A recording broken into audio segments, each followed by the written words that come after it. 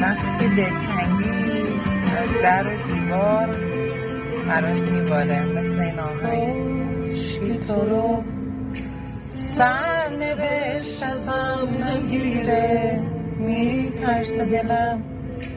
بعد رفتنت بمیره اگه خاطره ها یادم میارن تو رو